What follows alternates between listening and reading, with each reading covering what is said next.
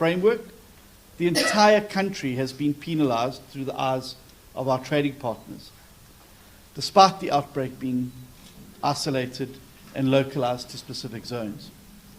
Exports of cloven-hoofed animals and their products were suspended or slowed, jobs were lost, and of course the reputational damage to our animal health system is one that will take time and action and conscious steps to repair. And I think the core lesson from this is that we cannot continue to manage foot and mouth disease outbreaks with outdated structures and fragmented authorities, hoping that a patchwork of short-term measures will deliver long-term stability. We need to think about new ideas. We need innovative approaches. We need approaches that are science-based, constitutionally aligned, and most importantly, practically implementable. There's no use us developing plans in the corridors in Pretoria that are not implementable on the ground level. At the heart of this new approach is the imperative to regionalize our disease control framework. Every single credible trading nation in the world understands the principle of regionalization, and that an outbreak in one part of the country should not result in blanket trade restrictions for the entire nation. However, we remain behind in establishing, certifying, and maintaining disease control zones that can be recognized and understood by our international partners. Let me be clear, the failure to regionalize is not due to a lack of veterinary science. It is due to a lack of institutional coordination, legal clarity, and capacity. To address this, I can announce that I've appointed 2 senior veterinarians, Dr. Emily Mogajane and Dr. Nomsa Mnisi, who have extensive field, government, and international trade experience to lead the development of a comprehensive national regionalization framework. The work of them will focus on defining and operationalizing regional disease zones for all major livestock sectors, of course in consultation with the industries. To supporting provinces to assume their responsibilities as prescribed in the Animal Health Act 2002, aligning disease control with our constitutional division of powers, and strengthening interdepartmental capacity to process export and import applications swiftly and credibly. That South Africa takes years to respond to import health questionnaires, delays that have cost us market access and often weaken our negotiating position. This is not a regulatory issue, it is a capacity issue, and we are now going to be taking steps to fix it. This is even more important given the issues that we currently face with the export systems, particularly as it relates to the United States of America. Another crucial area where the system has not worked during the recent outbreak was vaccine availability. The National FMD vaccine bank was depleted, the production cycle misaligned with outbreak realities, and most notably, honest to put, biological products currently lacks the infrastructure to produce FMD vaccines at the scale and speed required to respond to outbreaks. As a result, we were compelled to import vaccines from Botswana to mount a response. Now, this situation can only be viewed as a stopgap measure, but cannot be viewed as sustainable for a country with South Africa's livestock footprint and the export ambitions that we have for the red meat industry in South Africa. Government is taking this seriously, and we are stabilizing OBP, but that is going to take some time. In the interim, we are securing imports and working to establish forward-looking supply contracts that will ensure minimum stock levels of FMD vaccine and other priority vaccines before the next outbreak, not after it. But the reason why everybody is in this room today is because the message is very clear. The state cannot do it all on its own. And that's why partnerships for growth are one of the key pillars of the Agriculture Department. So today I want to send a clear message to the industry. If you want predictability, then you're going to have to invest and partner with government. And we're calling on the livestock industry, especially the red meat, dairy and game sectors, to begin by partnering with us on vaccine procurement. This doesn't mean you have to put in place extensive measures to manage cold chains or manage the vaccines, but it does mean that, like in other agro industries, we establish a structured partnership that ensures that we are not caught unprepared again. The time has come to build a nationally managed but jointly funded vaccine bank, not only for foot and mouth disease, but for lumpy skin disease, brucellosis, Rift Valley fever, and all other controlled diseases that affect trade and production. This model has been tested and has worked well in other spheres of government.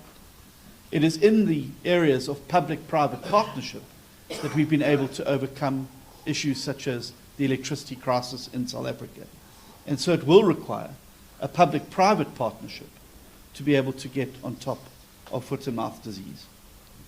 And lastly, we must confront the lack of infrastructure within our protection zones. As long as animals are forced to be moved illegally because of the absence of local abattoirs or feedlots, we will never be able to enforce movement control effectively. It is impossible for provincial and local government to roadblock every single route in or out of an area. And sadly, as we've seen in cases over the course of the last few months, people find a way to move animals out of disease management areas when the sale of that animal is a difference between whether that family can eat that week, or school fees could be paid that week, or income could be brought into a household that week. And so we need to make sure that we move towards ensuring that we enforce movement control effectively. Because this isn't just a veterinary issue, it is also a spatial and planning issue. It's a rural development issue.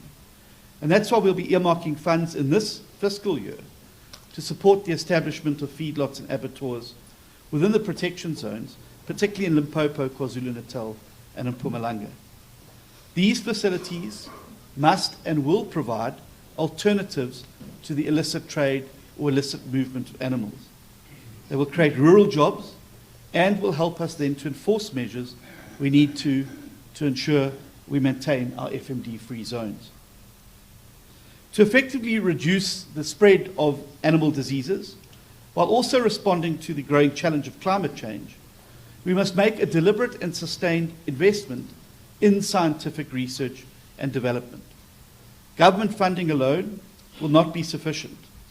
We're therefore calling on the industry to partner with us in the efforts to expand the scientific frontiers. In the coming weeks, I'll be meeting with the National Agricultural Marketing Council to determine how portions of statutory levies can be earmarked specifically for research and development, with a focus on animal health and climate resilience. The Agricultural Research Council, who are very kindly hosting us today, are South Africa's sole statutory research institution in this field, and they are undergoing a remarkable turnaround. For the first time in over a decade, the ARC has recorded a surplus, thanks to deliberate efforts by the department under the leadership of DG Ramasodi and his team to reinvest in its core scientific capacity, but much more is needed. We must elevate the ARC to the same level as its international counterparts by working in partnership with the University of Pretoria's Biosecurity Hub and by channeling industry levies into ARC-led research.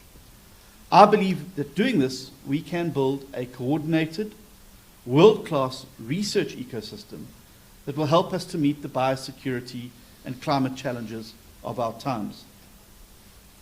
Colleagues, I want to also be clear. This Indaba is not about apportioning blame. It's not about finger-pointing or trying to get one over another sector or another part of our ecosystem. It's about putting our heads together to fix what is wrong and building a system that will serve all of us in negating and withstanding the next outbreak and the one after that. We must break the cycle of reactive containment and move towards a far more proactive, coordinated disease management.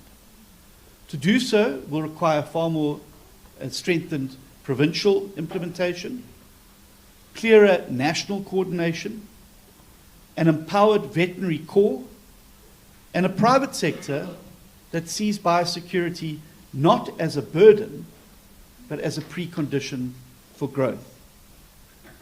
To ensure that these outcomes of this Indaba are not just aspirational, but actionable, I will be appointing a dedicated team after this gathering to consolidate the proposals that all of you will be making, as well as the insights that you'll be sharing today.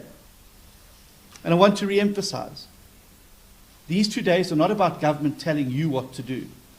It's about us listening and understanding how you feel things can be improved and what you believe needs to be done to get us to a situation where biosecurity genuinely is everybody's responsibility.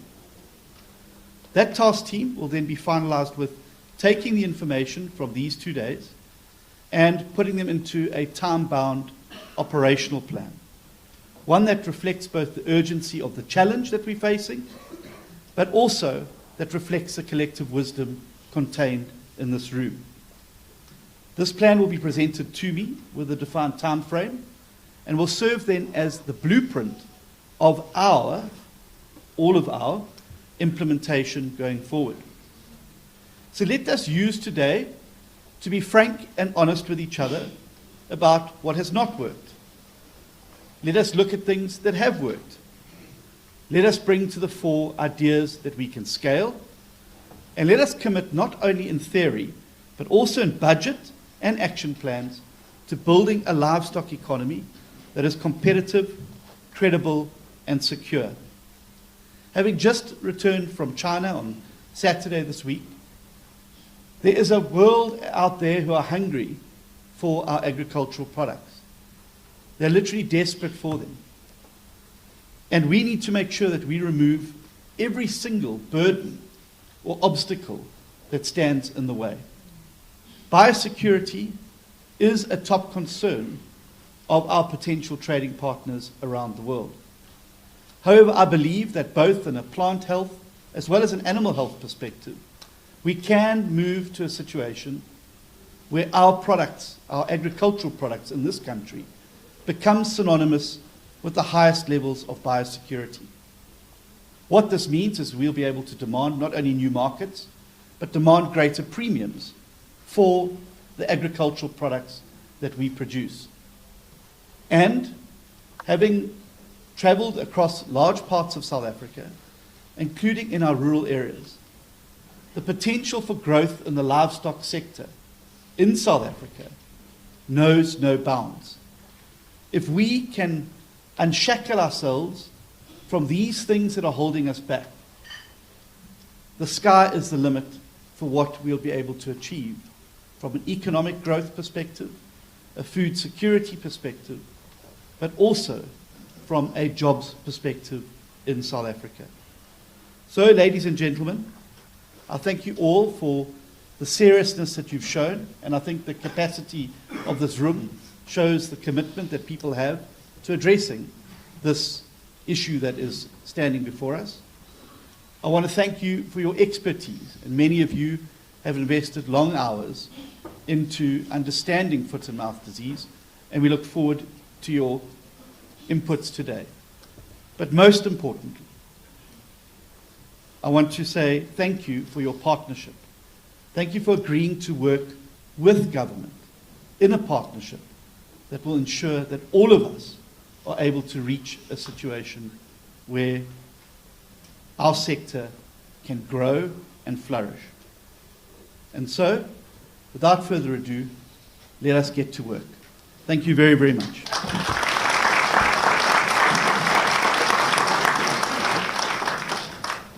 Thank you very much, Minister Steenhuisen.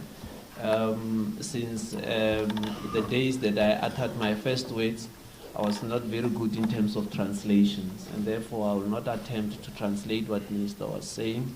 At any rate, I cannot translate English into English. But I can summarize to say, Minister is saying the external environment is ripe for South Africa to reap the benefits. And South Africa, internally, we have got to make sure that from a biosecurity point of view, we have got our ducks in a row, and we can be able to punish these opportunities as they arise. To do that, we have got to ensure that we identify with a very simple principle in terms of engagements, to say that where there is trade, there is risk, and where there is risk, we need to ensure that we have got our apparatus ready to deal with the issue around the appropriate level of protection, and that is why we are here today. Thank you very much. As we move ahead with our program, there will be a break in terms of the engagements today at 11:10, just to allow for the Minister, Deputy Minister, and all MECs and Khosimolef and entourage to engage with the media. And I would also welcome that all representatives of this sector should also be at that media briefing, especially the captains of our industry, to be part and parcel of this media briefing. Thank you very much. As you allow me to go ahead, now we get into the details in terms of the engagement, and I will call an institution that needs no introduction, the Bureau of Food and Agricultural Policy,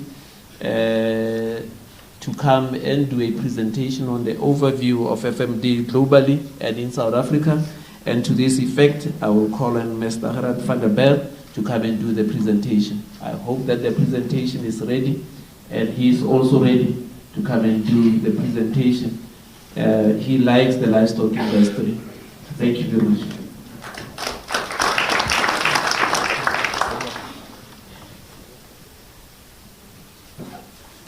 Thank you very much, DG, for the introduction. Just while the presentation is loading, Wolmerker, thank you for our Minister and Deputy Minister and all the honourable, I have huge appreciation for the DGs and DDGs, Chief Directors. It is a room filled with esteemed guests. DG, also thank you for welcoming the captains of industry. I think the reality is within the context of today, the way the Minister introduced it, there won't be progress unless there's actionable working together, and we're looking forward to that. I see on the program it was written as Gerald van der Berg, which is good. It looks like it's an alias. It's not an alias name. So my name is Gerard van der Berg from VFAB. Whilst preparing this session, and I have basically 20 minutes to do it, I'd like to start off with that little figure, which is called that PCP program. I just want to open it up here. The Progressive Control Pathway. So when we think about FMD, there's been many, many, many years of work done in many countries, and we can learn from that. Key to that, though, is to understand what it looks like for South Africa, for our people, for the livestock that we have, and then ultimately bringing that to what can we implement as an industry. So starting off with some global perspectives, and I think throughout the day and tomorrow there'll be a lot of context, so I'm going to make it very, very brief. When we think about FMD and where we see the most outbreaks, it's basically Asia and Africa. South Africa being part of Africa, we are also very much exposed. If we look at Asia, what's quite fascinating, in 2022, there was a massive outbreak in Indonesia, more than 567,000 cases of FMD, which was the O type, and they had even more cases in buffalo, sheep, and other small livestock. And that was the first outbreak in a free zone since 1986, which just goes to show it is possible, which means active surveillance and management is key to managing that. So if we look at the other cases, the figure on the right-hand bottom, we look at Europe, we look at Africa, we look at Asia. Again, Africa and Asia being the most cases. Now, what's quite important from a world perspective, the status map, which is quite interesting, and I think Dr. Marja will talk to that later today and further on. South Africa currently on that map shows a June 2025, which is the most recent map. Currently, if you look at South Africa there at the bottom, it falls under countries and zones without an official status for F&B. And I know there will be a lot of talk on that throughout the proceedings. But what's quite important is look at South America, look at Brazil. Currently, member and zones recognized as free from F&B without vaccination. If you looked at this map 3 years ago, it would have been different. They would have been light green, but they have progressed. And we're going to learn from that, and a lot of the talk today will be on that. What is important though, and that's kind of the writing on the right-hand side, is F&B is managed differently across the globe. There's no silver bullet on how it gets managed, and ultimately, we also see that some countries are not part of WUA, and the way that they report and the way that we can account for that, we need to consider. So what can we learn from these countries, and why do we need to take these learnings from a South America and Asia perspective?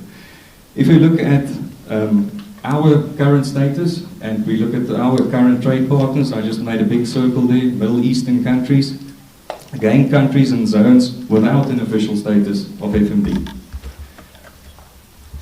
So South American collaboration against F&B, and I think why I specifically want to make it a continental view, it's the South American collaboration against F&B.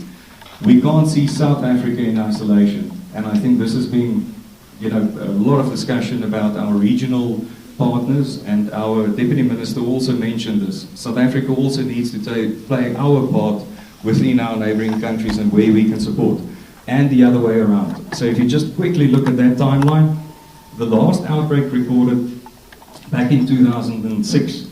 2007, the first free zone without vaccination, and that was in that Santa Catarina, so that's in Brazil.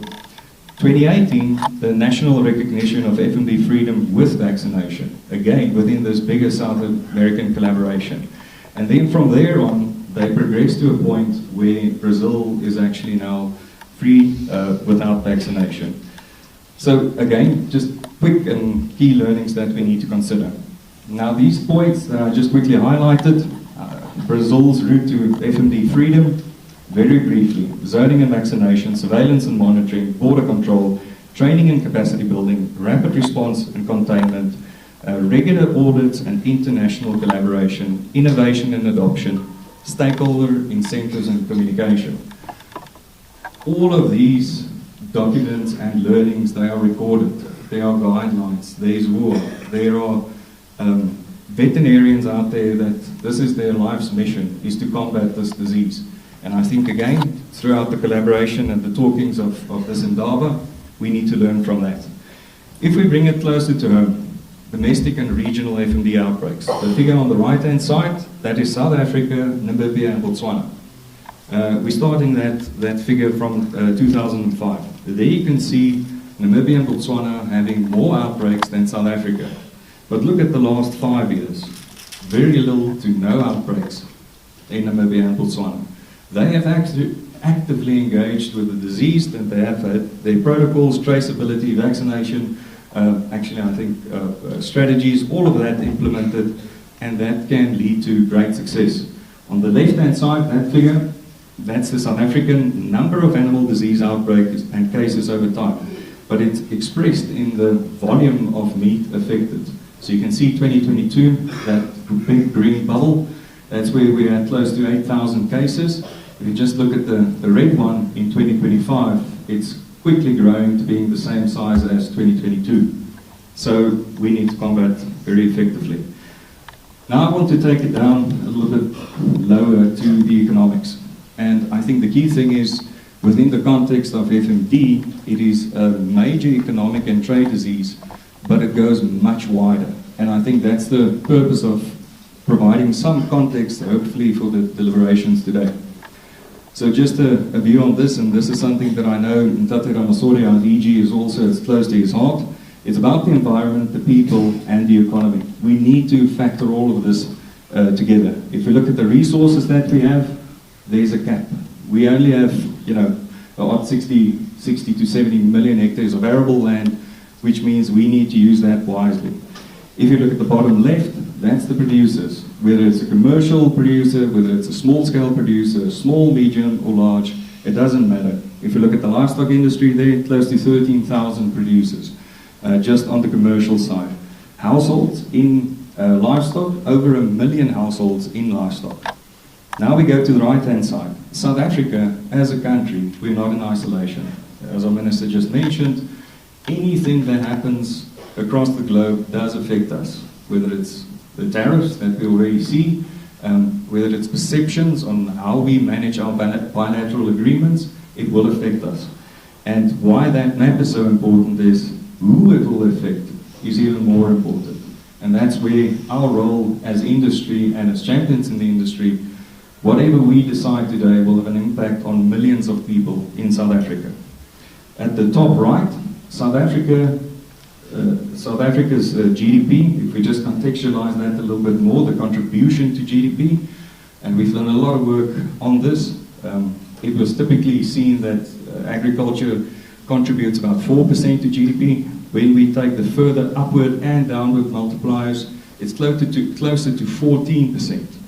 And I think that's part of why this sector should be at the front of the agenda when our minister represents in cabinet, especially due to the livestock industry and the under-accounting that we see in the livestock industry. We're currently measuring formal, official slaughters, formal slaughters.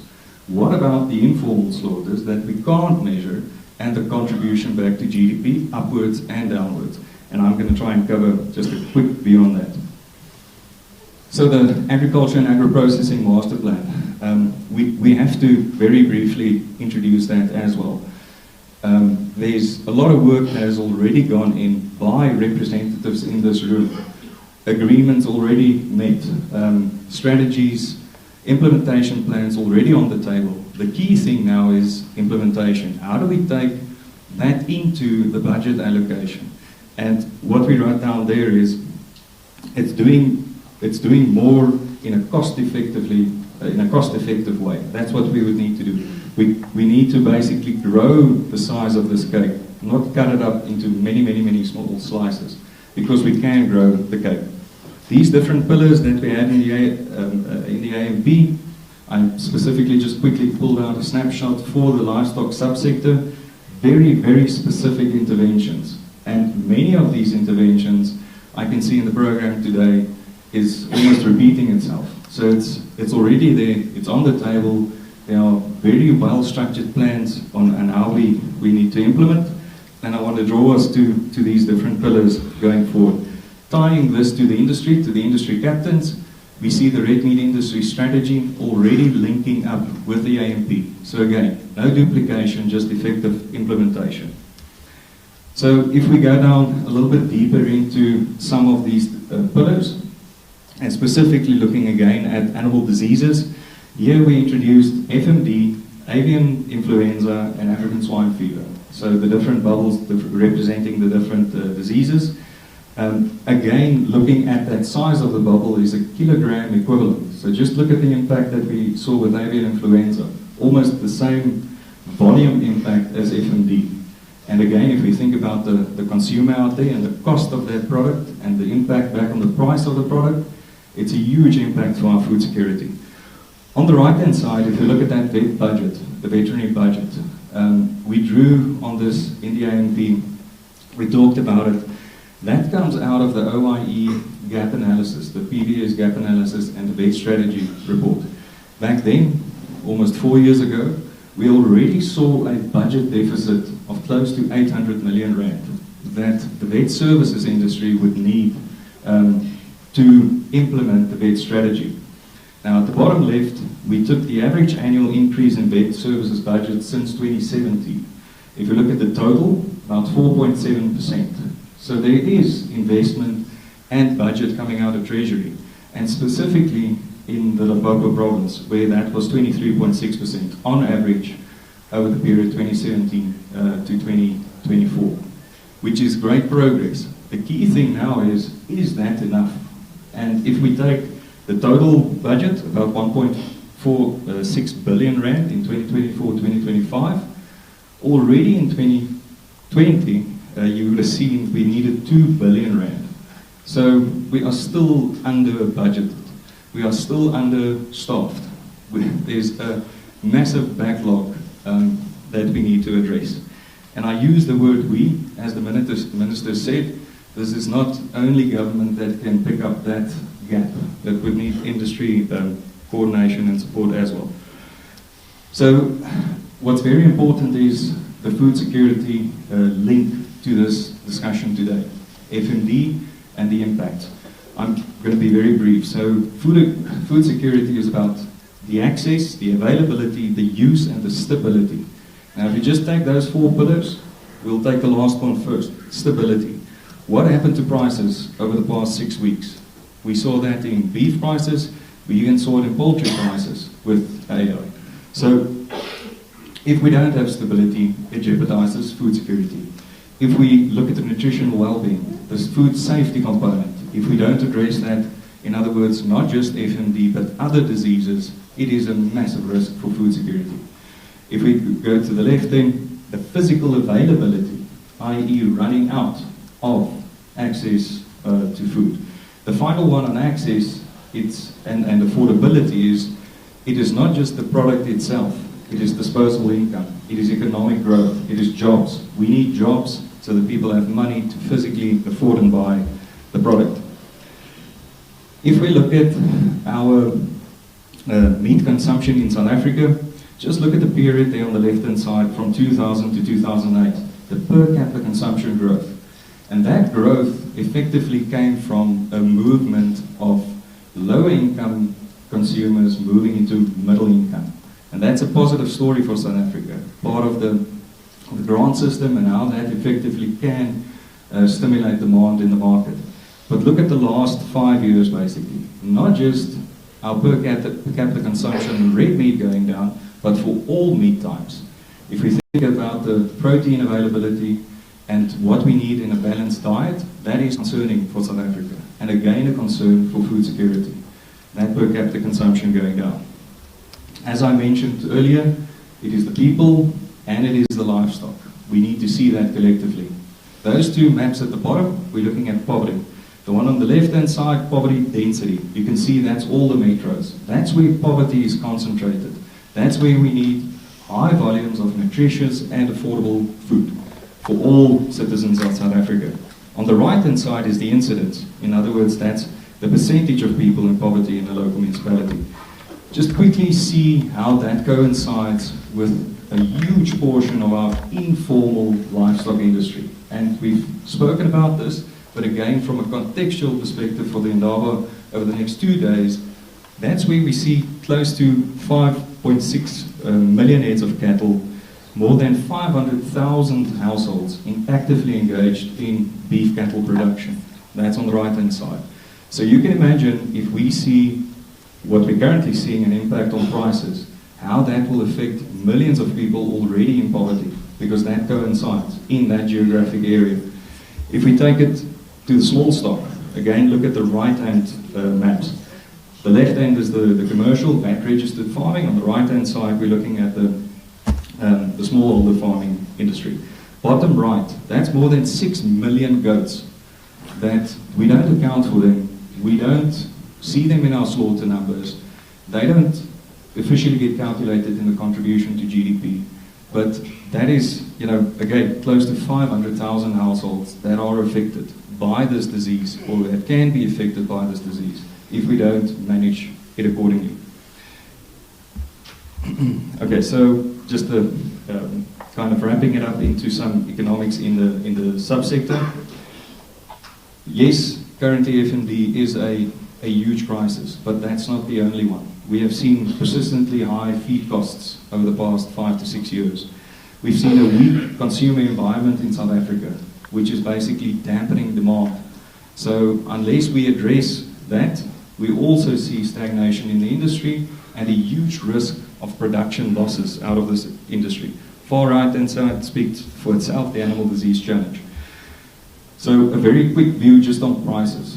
And the map on the right-hand side, that's pork and poultry prices. Again, you can see these spikes, and typically the spikes come in when we are hit by a major disease, like avian influenza, African swine fever, and FMD. So when we think again about stability from a food security perspective, this is a huge concern. And I'm not going to go into the detail of these price movements. Taking one specific commodity, just a quick view on beef as an example. 2013, you can basically see that inflection point. That is when South Africa, where we regained FMD free without vaccination, 2014. Effectively in 2014-15, we moved over to becoming a net exporter of beef. So that's only 10 years, which is kind of young for an industry in South Africa, being in the export market. But what that meant down into the value chain was a lot more price stability. You can see the way that the A2 price reacted. You can also see the way that the weaner price reacted.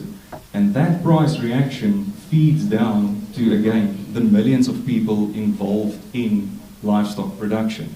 That's a price transmission that we talk about. Then you can see 2019 again, FMD outbreak. Look what happened to prices. Look what happened to weaner prices, and also to our exports. So we saw a drop in exports, and now again in 2025. So we do need to consider the balancing of the carcass. And I think this is one example again of a specific commodity, whether it's milk, whether it's on the sheep side, the wool side. Each one would need to go into a deep dive of how do you balance your production, your costing structure, and the value that you need to create back into the value chain. If we just take the beef example, you see the carcass there on the left-hand side. Basically, everywhere where you see the South African flag, that's where the bulk of the carcass ends up in our local market. I.e., if we increase production, we increase the volume of affordable meat, because that's our lower, call it value cuts. You can see where you have the higher value cuts, those products go into Middle East, China, Africa. China has a line through it already. But if you look at the Middle East, that's a big portion of the market. What that effectively does, that means the value chain uses that value and it pushes it in to the price formation. Why do we need that? Without that, we see huge losses in value. And I've included that table at the bottom. Just a quick view on prices. If you look at carcass prices over the past 6 years, they have grown roughly about 5.2%. Weaner prices, only 2.17%. But look at the fresh or chilled boneless cuts and frozen boneless cuts. That's about 6.9% and 9% growth. But most of that growth was not due to international prices, but due to a weakening of the exchange rate, which means it's an exchange rate effect. And without that effect, again, will we be competitive, and what drives our competitiveness? If you go down a little bit more, if you look at the beef fillet steak and you look at the beef mince, use that as a proxy of how the carcass can be balanced. Beef mince being kind of lower value, that only grew by about 4.85%, which is a positive story for our lower income consumer, a positive story for food security in South Africa. But look at costs: fuel, feed, electricity, on average growing at 11%. So if you are in this value chain, in the livestock industry, and you just look at fuel, feed, and electricity growing by 11%, your carcass price by only 5.2%, your weaner price by only 2.1%, that's not a good story for the industry. And that is why we need market access and we need growth. We need to balance that carcass in order to unlock that growth. And that growth means a positive impact not just on commercial agriculture, but for the full industry. Just 2 scenarios that we ran. The medium-term burden of FMD for the country. So, and what we say by medium term, We're referring there to the current outbreak being actively, call it conquered, because it is a war. And by conquering, we mean it gets kind of closed down in the current feedlots and abattoirs currently be affected. Some of our exports we lose, but we recover by 2028. That would require massive engagement from a bilateral perspective, massive engagement from a vaccination strategy, everything that's going to be discussed today. If we just see that dip, and that dip is our share of exports, dropping from about 4.5% to about 3%, and then we recover again back to 5%, and we kind of hit the trajectory that the industry needs. Just with that, we already lose out on 3.2 billion rand in gross production value over the next 5 years.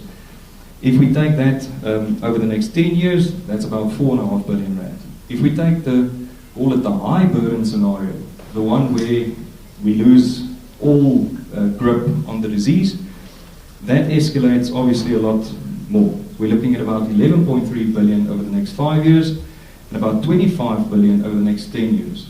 So, and that's what we lose from a gross production value. And I'll talk about the rest of the value that we lose as an industry.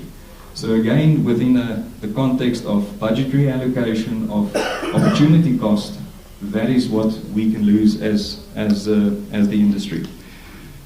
Just a last example of what we can't measure, but that's kind of a very quick calculation. I mentioned now that gross production value loss. That's kind of the first line there.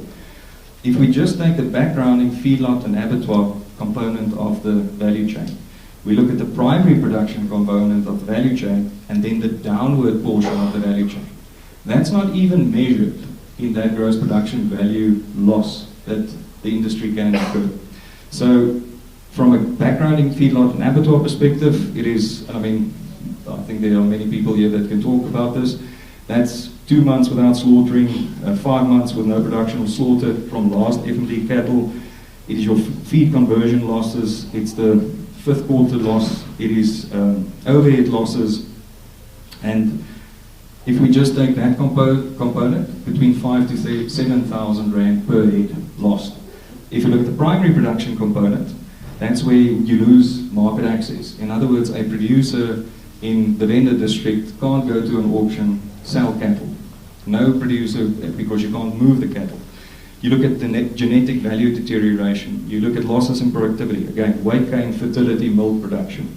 If you look at the downward portion, logistical companies, auction houses, animal products, vaccinations, vitamins, etc., not being sold. So that calculation becomes a lot bigger. In fact, you can basically double the first calculation on gross production value. So again, opportunity cost, what do we stand to lose? Why the urgency? Just specifically on FMD. And then maybe just on a last note, industry drive, war support, and we have many examples to learn from.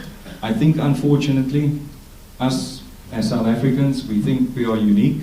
We think we are different with, communal production and small villages, etc., etc.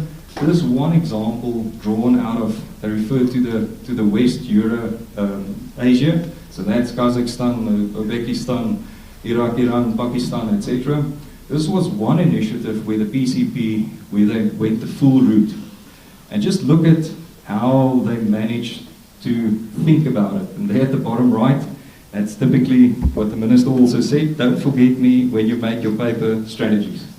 And you can see that producer looks like a small producer in the Eastern Cape, but that producer is affected. And the reality is what we can learn from these countries and strategies that we are already managed to implement, combining different species. There you see dairy farms, you see beef farms, you have small villages, you have trading villages, you have small stock, large stock. All of that is already taken into consideration. So what can we do? And they effectively managed to, I think they're currently at stage 4 of the PCP process. It is possible, but it would require an urgent intervention, which currently we've seen today. With that, I would like to thank you, and thank you very much for the opportunity.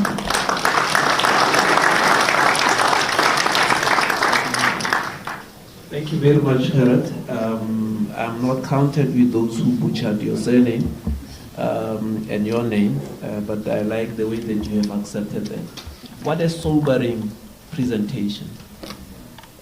A presentation that elevates the discussions today beyond FMD. To say what we are facing here is a food security threat, and a food security threat that need all of us to be at one. I think there was also a very interesting take that you had, that I would like us to have a reflection on. The OECD says the prospects in terms of growth in South Africa for 2026 is 1.4%. You have indicated that the gross production value loss at medium scale in terms of your projections would be 3.2 billion. Can we afford the 3.2 billion loss? Because if it does, then it affects the GDP of the country.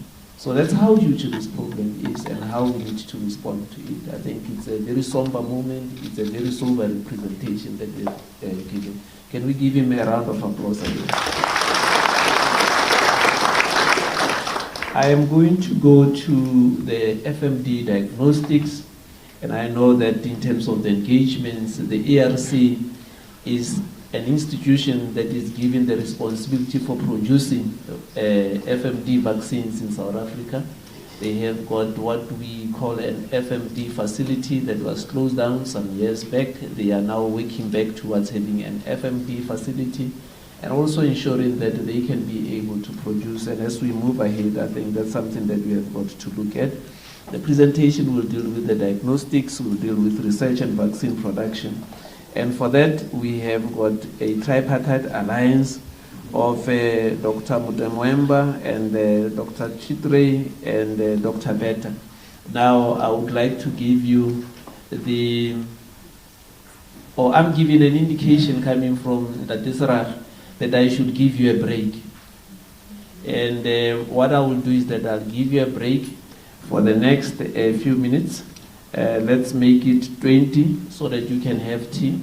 But at the same time, let us also have a media engagement with the principals so that we can be able to offset in terms of time, and then we can come back and reconverge in this hall exactly at my 20 minutes in my small village. I will extend it to 11:20. Let's be back here at 11:20. Thank you very much.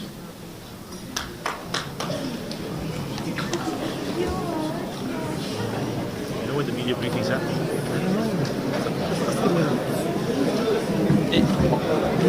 Take the diagnostics also. Media. No, I saw, but I'm taking Did it work like?